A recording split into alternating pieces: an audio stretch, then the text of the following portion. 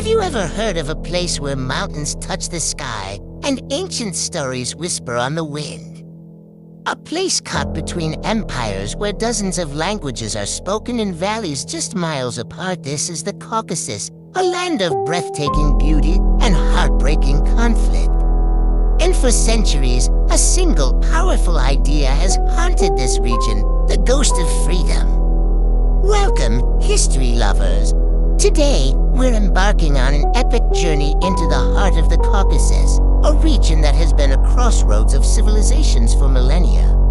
We'll explore the complex tapestry of its people, from the Georgians and Armenians with their ancient Christian traditions, to the Chechens, Dagestanis, and Circassians of the rugged North Caucasus. This isn't just a history lesson. It's a story about resilience, identity, and the unending struggle for self-determination. The story of the Caucasus is a story of empires. For centuries, the Persians, Ottomans, and Russians all vied for control of this strategic land bridge between Europe and Asia. Imagine being a small mountain kingdom trying to maintain your culture and independence while colossal powers clash all around you. This constant pressure forged a unique character in the peoples of the Caucasus, fiercely independent, deeply loyal to their clans, and wary of outsiders. The Russian conquest, beginning in the 18th century, was particularly brutal. It sparked what is known as the Caucasian War, a conflict that lasted for decades. This was the era of legendary figures like Imam Shamil, a Dagestani leader who united mountain tribes under the banner of resistance.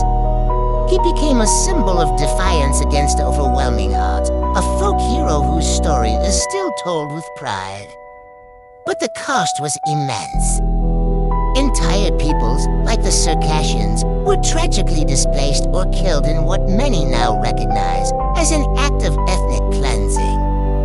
The memory of this violence casts a long shadow, shaping the region's relationship with Russia to this very day. After the Russian Empire collapsed, a brief, shining moment of hope appeared. Georgia, Armenia, and Azerbaijan all declared independence. For a fleeting few years, it seemed the ghost of freedom might finally find peace. They created flags, wrote constitutions, and tried to build modern nations. But this dream was short-lived.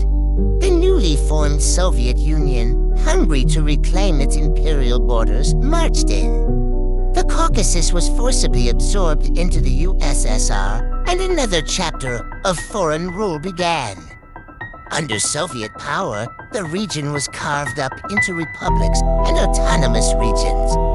The Kremlin's policy was to divide and rule, often drawing borders that intentionally split ethnic groups or lumped historic rivals together.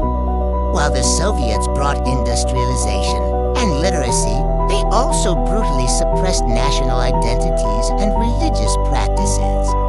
The unique cultures of the Caucasus were forced underground, preserved in family stories and secret celebrations. The ghost of freedom was silenced, but it never truly disappeared. Then, in 1991, the Soviet Union crumbled. The ghost roared back to life. Independence was declared once again. But the joy was tragically mixed with chaos. The old, Soviet-drawn borders became flashpoints for conflict. The Nagorno-Karabakh War erupted between Armenia and Azerbaijan. In Georgia, brutal civil wars broke out in Abkhazia and South Ossetia. And in the North Caucasus, Russia launched devastating wars to crush Chechnya's bid for independence. The 1990s were a time of immense suffering as the dreams of freedom collided with the harsh realities of ethnic nationalism and geopolitical power plays. So, where does the Caucasus stand today? The picture is complex. Georgia is a vibrant democracy that looks towards Europe, but its territory remains partially occupied by Russia. Armenia and Azerbaijan are locked in a tense standoff, their conflict still simmering. The North Caucasus remains under tight Russian control, a place of both stunning natural beauty and simmering resentment. The story of the Caucasus is a powerful reminder that history is not something that just happens in the past, it lives in the present. It shapes borders, fuels conflicts, and defines identities.